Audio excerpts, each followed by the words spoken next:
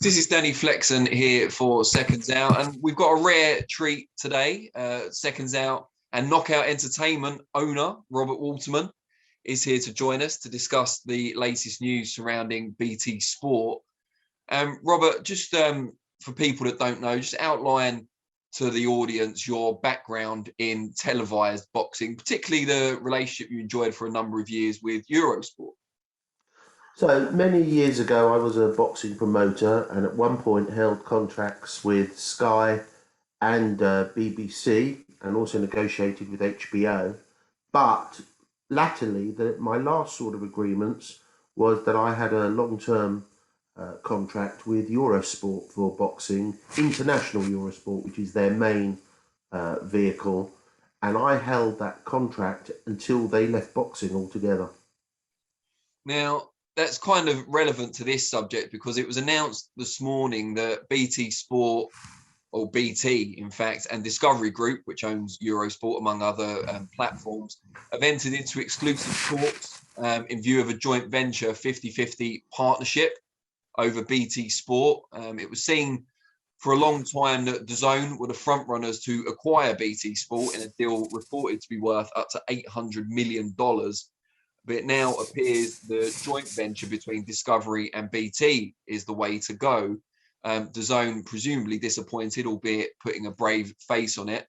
What did you make of this latest development? Well, I look at it I have to wear two separate hats. Hat number one is as a boxing fan, and hat number two is looking at it with respect to the broadcast industry. As a boxing fan, when every time a new broadcaster gets involved in boxing, that's great news because the more people and the bigger the footprint for boxing fans, the better. So looking at this on a global perspective, I think it's good news because had DAZN gone into business with Eurosport, I feel that BT may have at some point had problems with boxing, and also you might have seen the envelope getting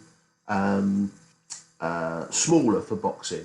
Now we can see another potential entrant back into the realm of boxing, which is Eurosport, that hasn't been involved, certainly internationally, hasn't been involved with boxing, and their footprint is so large. It's great to get boxing ultimately, I hope, back into some of those European territories that have left boxing. So that's from the side of the fans. So that side, it's good news. From the broadcasting industry and the broadcasters particularly, it's a little bit concerning for me because DAZN have really stepped up to the plate and done for boxing a very good job bringing money for boxers, for the industry, and helping sort of make other people up their game. The problem is, and this is my fear, and this is just based on gut instinct, not with a lot of knowledge, but is their business sustainable, one with only boxing, and second of all with the footprint that they have?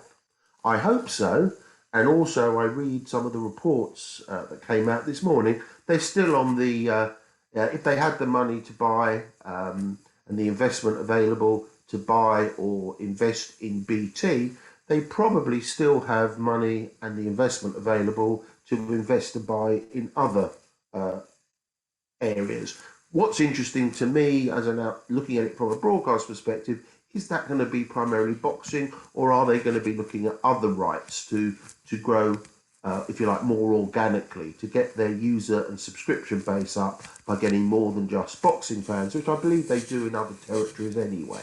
So that's sort of my overall view.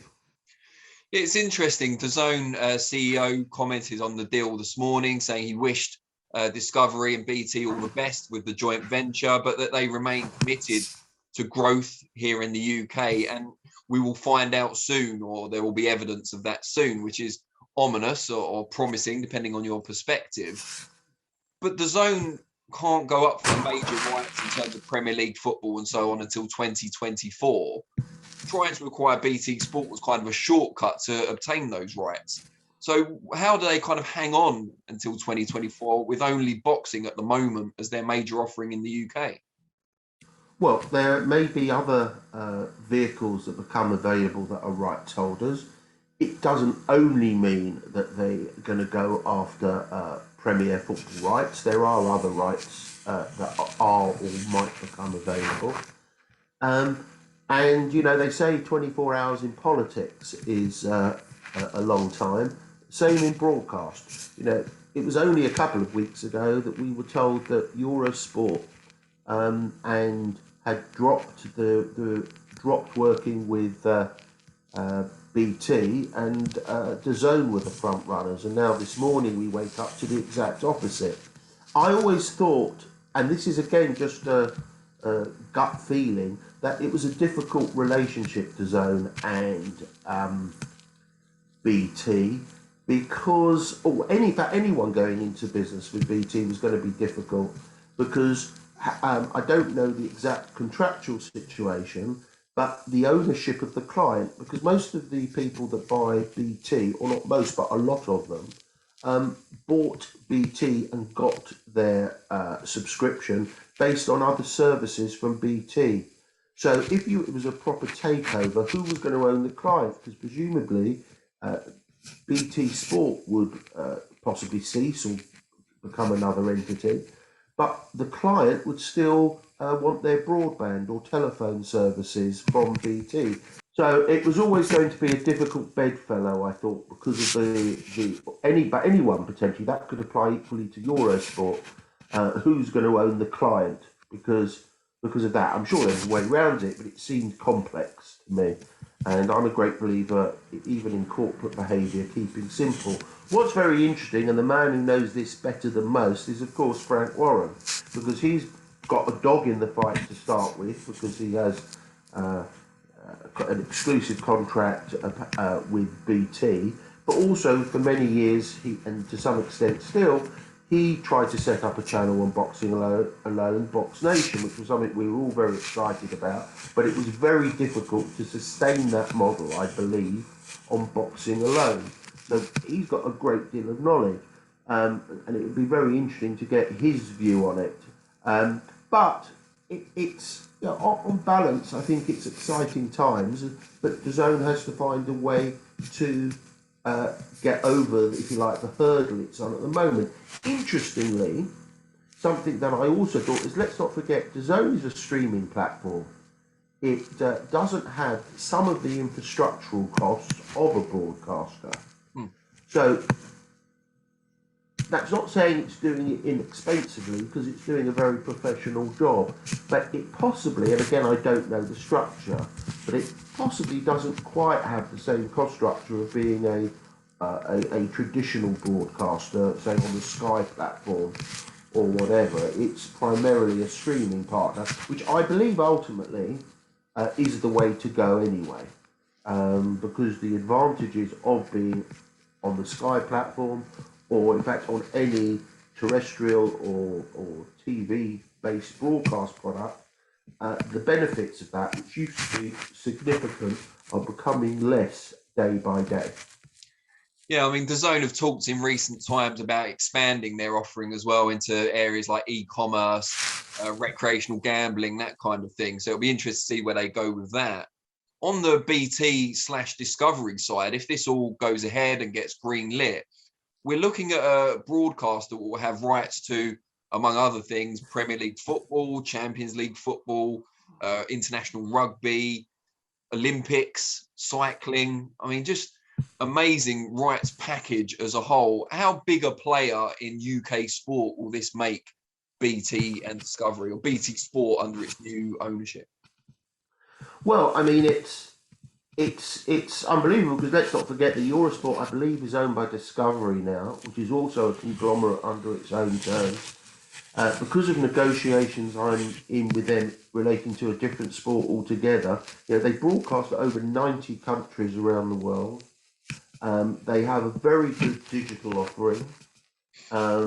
They have a footprint, I suspect, again, without checking it carefully, but could be argued as second to none around the globe.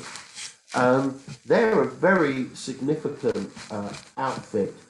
Let's also be honest that Eurosport UK, or I think Eurosport GB as it's known, doesn't generally compete for the best rights, but Discovery has when Discovery took over Eurosport, it did up its game, and it got, for example, the Olympics. And I think for years, and again, not sure if that's still the case, but their biggest asset for many years, because they're based in France, Eurosport, in a suburb of France. The Tour de France was one of their biggest properties and their biggest viewed item.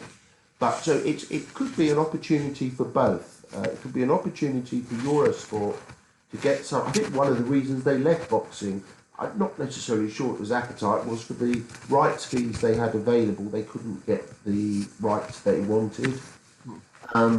And they didn't want to be sitting at the lower tier of the table. So this could be from a corporate perspective and a rights perspective, a very good marriage, because it could potentially bring Eurosport rights that it otherwise wouldn't have. And of course, for BT, it opens the door to a much bigger machine, and all the economies of scale that go along with both the rights and the footprint and all of the technology are very exciting. Of course, as with any merger, the devil's in the detail, and it's how those two vehicles merge, and if it's a true merger or a true joint venture where each party can take advantage of the individual components. And it's that old story. Everyone hopes involved in it that the sum of the parts will be greater than the individual components. If that happens, it's very exciting for broadcasting and potentially for boxing. But that isn't to put DAZN to one side, because what DAZN is doing in boxing, as a boxing fan, is very special. And we only want to see them succeed. But they'll, I'm sure they've got a plan, and they just have to execute it.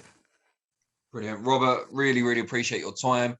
People watching out there, please give us your comments below as well. Let us know what you think about this latest development in a saga that's been going on for some time now. Robert, really appreciate it. And let's do this again. Yeah, look forward to it. Thanks, Dan. Cheers.